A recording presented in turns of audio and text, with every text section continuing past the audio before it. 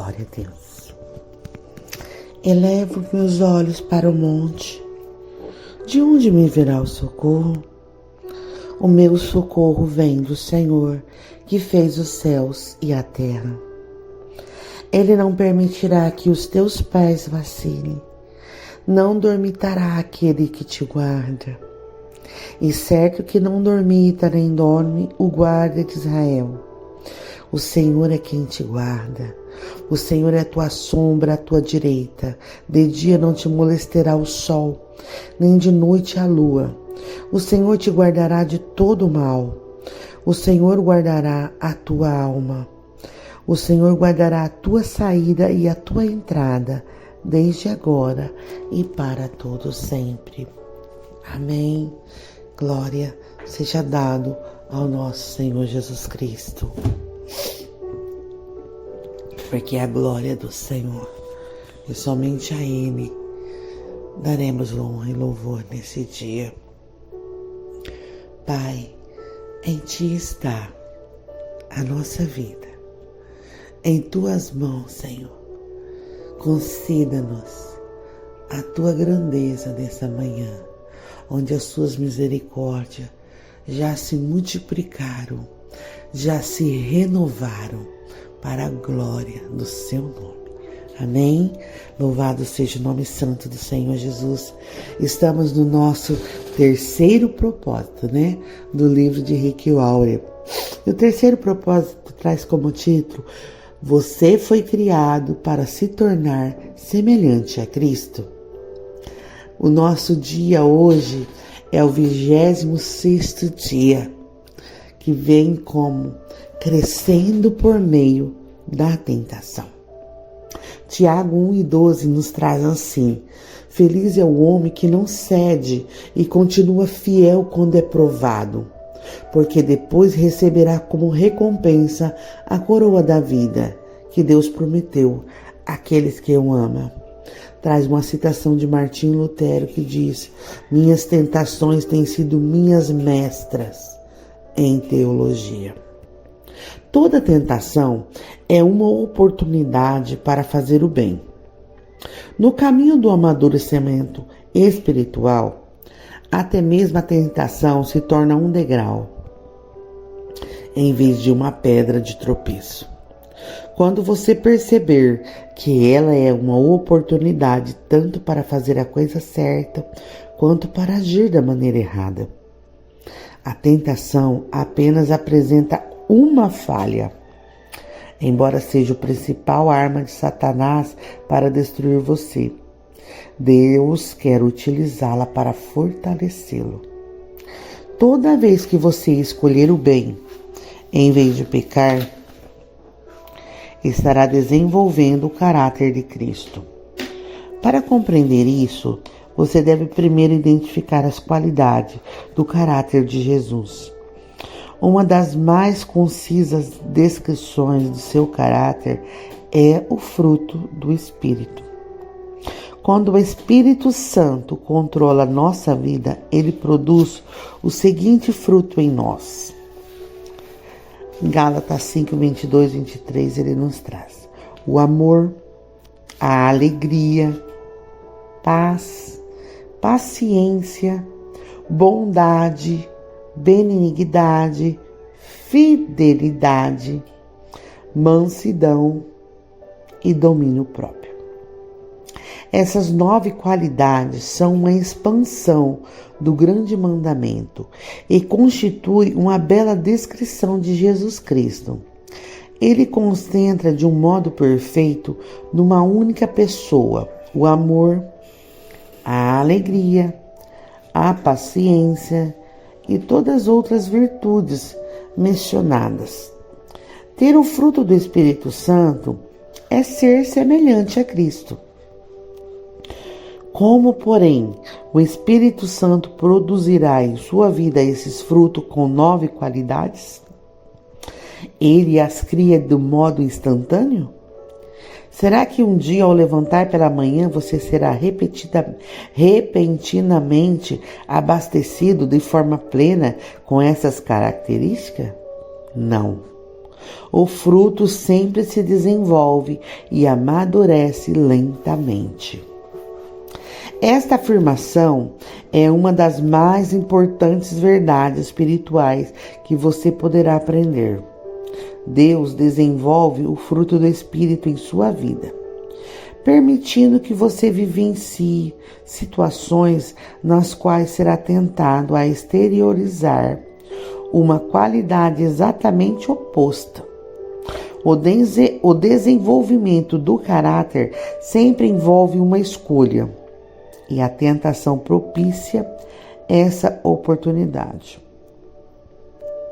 Por exemplo, Deus nos ensina a amar, pondo pessoas desagradáveis ao nosso redor. Amar pessoas agradáveis é que ainda por cima são amáveis conosco, não exige nenhum caráter.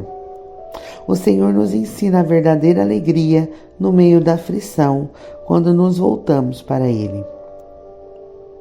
A felicidade depende de circunstância externa, mas a alegria fundamenta-se no relacionamento com Deus. O Senhor promove a verdadeira paz dentro de nós, não fazendo que tudo saia como planejamos, mas permitindo períodos de confusão e insegurança. Qualquer um pode se sentir tranquilo, observando um belo pôr do sol, ou relaxando durante as férias, mas aprendemos a verdadeira paz quando optamos por confiar em Deus, em situações nas quais somos tentados a ceder à preocupação e ao medo. Da mesma forma, a paciência é desenvolvida em situações nas quais somos forçados a esperar, enfrentando a tentação de nos entregarmos à ira por causa do nosso pavio curto. Deus recorre à situação oposta de cada fruto para nos permitir escolher. Você não pode afirmar que é bom se jamais foi tentado a ser mal. Não pode dizer que é fiel se nunca foi tentado a ser infiel. A integridade é construída ao se derrotar a tentação da desonestidade. A humildade cresce quando nós nos recuamos a ser arrogante. A perseverança desenvolve sempre que resistimos à tentação de desistir. Cada vez que você derrota uma tentação, torna-se um pouco mais semelhante a Jesus. Como a tentação se manifesta? É bom saber que Satanás é absolutamente previsível. Ele tem usado a mesma estratégia e os velhos truques deste mundo. Desde que o mundo foi criado. Todas as tentações seguem um plano idêntico. E por isso que Paulo declara em 2 Coríntios 2:11, estamos bem familiarizados com os seus esquemas malignos. A Bíblia ensina que a tentação segue um processo de 4 etapas que Satanás fez uso, tanto na tentação de Adão e Eva, quanto na de Jesus. Na primeira etapa, Satanás identifica um desejo dentro de você. Pode ser um desejo pecaminoso, como o de vingança ou de controlar os outros. Pode ser um desejo normal e legítimo, como o de ser amado, ser valorizado e sentir prazer. A tentação começa quando Satanás sugere, com um pensamento, que você ceda a um desejo maléfico ou realize um desejo legítimo da maneira errada ou na hora errada. Cuidado com os atalhos. Frequentemente são tentações. Satanás sussurra: você merece isso. Você deve ter isso agora. Será emocionante, gratificante e fará que você se sinta melhor. Costumamos pensar que a tentação está ao nosso redor, mas Deus diz que ela começa dentro de nós. Se você não tiver o desejo interiorizado, a tentação não tem como atraí-lo. Ela sempre começa na mente, não por meio de circunstância. Em Mateus 7, 21, 23, Jesus disse: pois do interior do coração do homem vêm os maus pensamentos, as imoralidades sexuais, os roubos, os homicídios, os adultérios, as cobiças, as maldades, o engano, a devassidão, a inveja, a calúnia, a arrogância e a insensatez. Todos esses males vêm de dentro e tornam o homem impuro. Tiago 4:1 afirma que existe um exército inteiro de maus desejos dentro de vocês. A segunda etapa é a dúvida. Satanás tenta fazê-lo duvidar do que Deus disse sobre o pecado. Será que é mesmo errado? Será que Deus realmente proibiu fazer isso? Não é possível que Deus tenha proibido isso para outro povo em outra época? Deus não quer que eu seja feliz. A Bíblia adverte em Hebreus 3:12. Cuidado, não deixe os maus pensamentos e as dúvidas levarem algum de vocês a se afastarem do Deus vivo. A terceira etapa é o engano. Satanás é incapaz de falar a verdade. Por isso, em João 8,44, ele é chamado pai da mentira. Tudo que ele lhe disser será falso ou nada além de meia verdade. Ele oferece a mentira em substituição ao que Deus já diz em sua palavra. Satanás diz: você não vai morrer. Você será mais sábio do que Deus. Você pode não ser punido por isso. Ninguém vai saber. Isso vai resolver seus problemas. Além do mais, todos estão fazendo isso. É um pecado insignificante. Mais um pecadinho. É como uma gravidez recente. Acabará aparecendo. A quarta etapa é a desobediência. Você acaba agindo de acordo com a ideia que vinha cogitando na mente. O que começou com uma ideia nasce como conduta. Você cede a qualquer coisa que chamar sua atenção. Acredita nas mentiras de Satanás e cai nas armadilhas sobre a qual Tiago 1, 14 e 16 nos alerta. As pessoas são tentadas quando são atraídas e enganadas pelos seus próprios maus desejos. Então esses desejos fazem com que o pecado nasça. E o pecado, quando já está maduro, produz a morte. Não se enganem, meus irmãos queridos. Superando a tentação. Compreender como a tentação se manifesta é bastante proveitoso, mas alguns passos são necessários para que você venha a superá-lo. Primeiro, recuse-se a ser intimidado. Muitos cristãos são aterrorizados e avitados por pensamentos tentadores, sentindo-se culpado por não estarem fora do alcance da tentação. Eles sentem vergonha pelo simples fato de terem sido tentados. sinal de que não entende o verdadeiro significado da maturidade espiritual. Você jamais se livrará da tentação. Em certo sentido, você pode considerar a tentação um elogio. Satanás não precisa tentar aqueles que já fazem a vontade dele, pois já lhe pertence.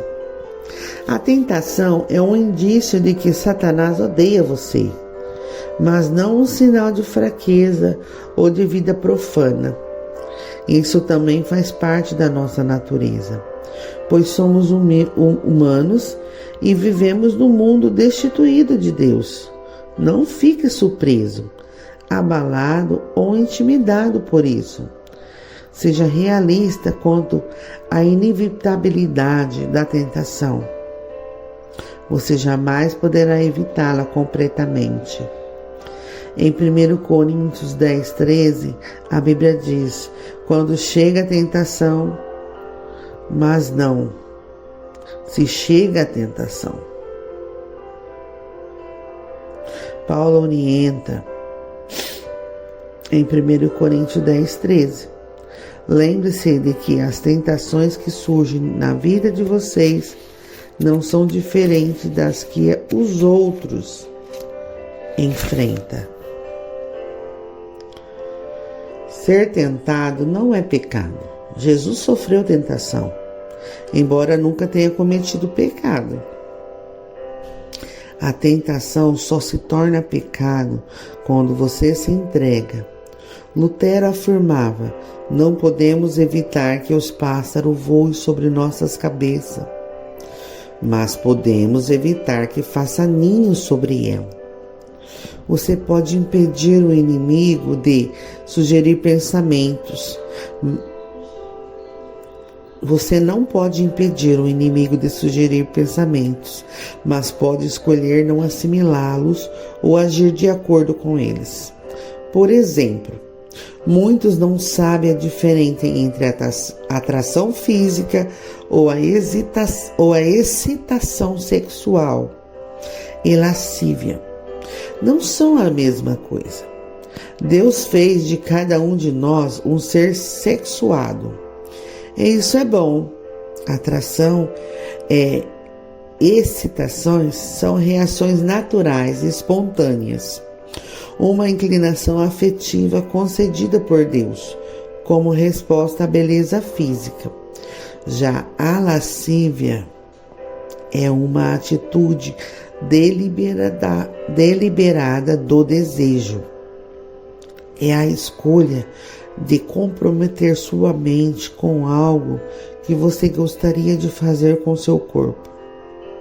Você pode se sentir atraído, sem escolher pecar pela lascívia. Os homens cristãos, principalmente, sentem-se culpados quando os hormônios que foram concedidos por Deus exercem o devido efeito fisiológico. Quando repara numa mulher atraente, presume que isso já é lascívia e sente-se envergonhados e culpados.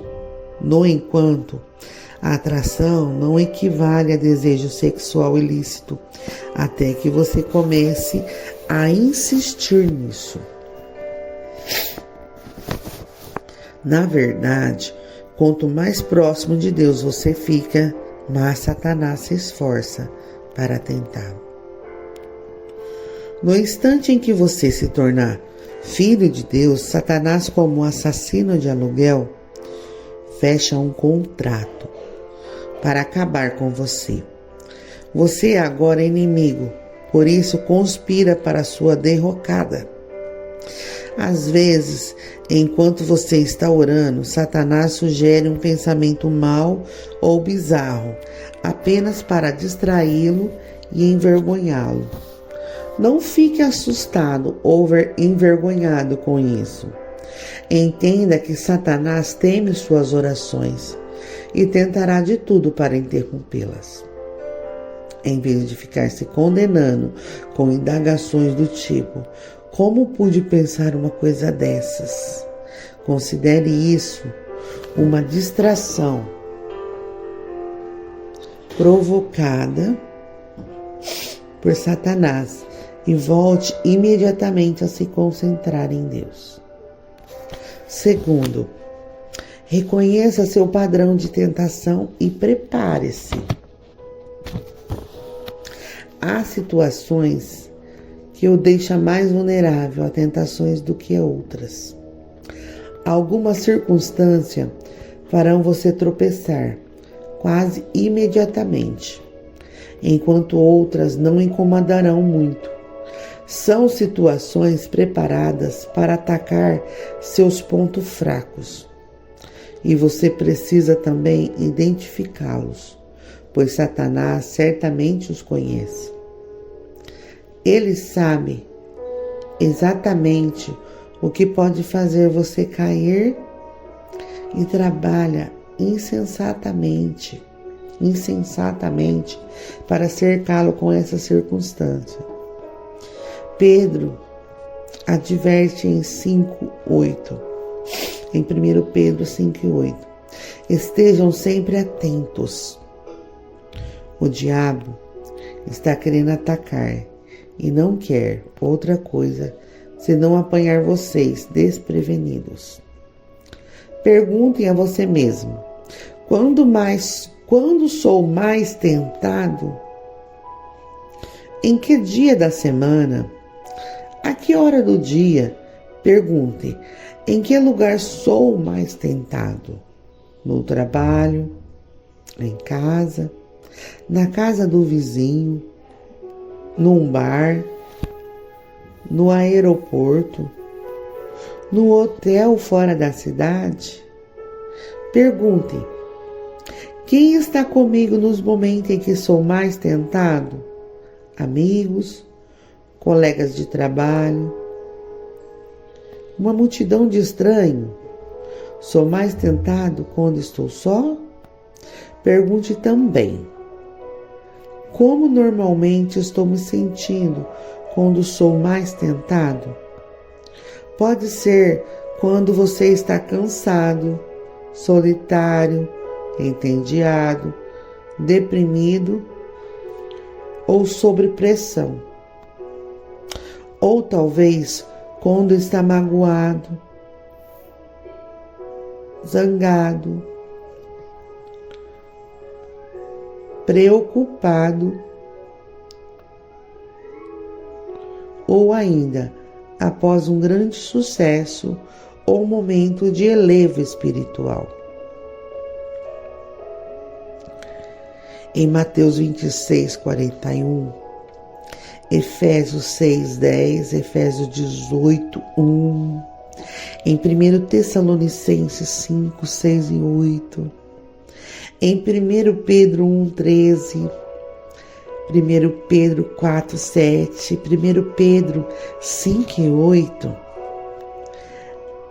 ele nos ajuda a identificar seu padrão de tentação e então se preparar a fim de evitar tais situações tanto quanto possível.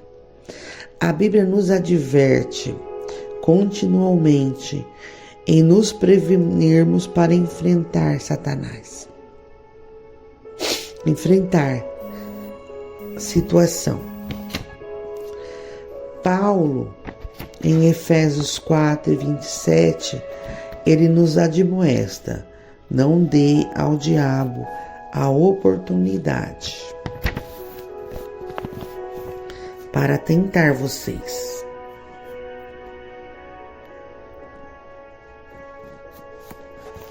O planejamento prudente reduz a tentação. Siga o conselho de Provérbios 24, de Provérbios 4, 26 e 27. Pense bem no que você vai fazer. Evite o mal e caminhe sempre em frente. Não se desvie nem um só passo. Não se desvie nem um só passo do caminho certo. Provérbios 16:17 também. O povo de Deus evita os maus caminhos e se protege, observando o lugar para onde vai. Terceiro, peça ajuda a Deus. O céu tem uma linha direta, 24 horas, para emergências.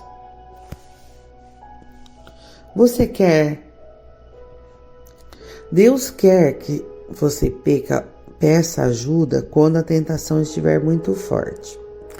Ele diz em Salmo 50 e no versículo 15: E clame a mim no dia da angústia, e eu livrá-lo-ei, e você me honrará. Chamo isso oração micro-ondas, porque é rápida, é objetiva. Socorro! Quando bate a tentação, você não tem tempo para uma conversa longa com Deus. Simplesmente clama por socorro. Davi, Daniel, Pedro, Paulo e milhões de outros fizeram esse tipo de oração instantânea, pedindo ajuda na hora da aflição. A Bíblia garante que nosso pedido de socorro será ouvido, porque Jesus se compadece da nossa luta. Ele enfrentou as mesmas tentações que nos aflige.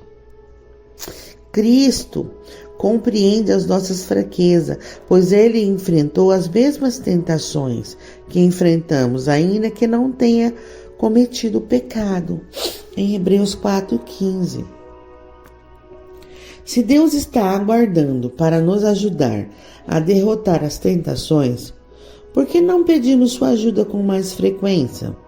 Falando com franqueza, às vezes não queremos ser ajudados. Queremos ceder à tentação, embora saibamos que é errado. Nesses momentos, achamos que sabemos mais do que Deus e que é melhor para nós. E o que é melhor para nós. Em outras ocasiões, ficamos envergonhados de pedir o auxílio divino, porque continuamos a ceder à mesma tentação repetidas vezes. Deus, porém, jamais se irrita, nem se aborrece ou perde a paciência se continuarmos recorrendo a Ele. Em Hebreus 4,16 diz: tenhamos confiança e cheguemos perto do trono divino, onde está a graça de Deus. Ali receberemos misericórdia e encontraremos graça sempre que precisarmos de ajuda. O amor de Deus não se esgota e a sua paciência permanece para sempre. Se você tiver que clamar pela ajuda de Deus 1000 vezes por dia a fim de derrotar uma tentação em particular, Ele ainda estará ansioso para lhe demonstrar misericórdia e graça. Portanto, apresente-se corajosamente diante de Deus. Peça-lhe forças para fazer a coisa certa e depois espere que Ele proverá. As tentações mantêm-nos dependentes de Deus. Assim como as raízes crescem mais forte quando o vento sopra contra a árvore, você se torna mais semelhante a Jesus toda vez que enfrenta uma tentação. Quando você tropeça, o que certamente ocorrerá, isso não representa o fim. Em vez de ceder ou insistir, busque a Deus. Confie que Ele o ajudará e lembre-se das recompensas que espera por você. Tiago 1:12 nos traz assim: quando as pessoas são tentadas e ainda continuam fortes, devem ficar felizes. Depois de provada a fé, Deus a recompensará com a vida para sempre. Pensando sobre o meu propósito de vida, o tema para a reflexão: toda tentação é uma oportunidade para fazer o bem. O versículo para memorizar é É Tiago 1,12. Deus abençoa as pessoas que pacientemente suportam a provação. No final, receberão a coroa da vida que Deus prometeu a todos os que o amam. A pergunta para meditar é: que atributo do caráter cristão posso desenvolver para derrotar a minha maior tentação? Amém? Mais um capítulo findado, né? Que a glória do Senhor esteja com todos e que não voltem para mim vazia, mas que encha-os da graça e da presença do Senhor Jesus. Que essas palavras, que esse capítulo, que todos os capítulos e versículos da nossa Escritura seja lido, seja observado para um melhor entendimento desse livro. Amém? Que a graça do Senhor fique com todos e até uma próxima.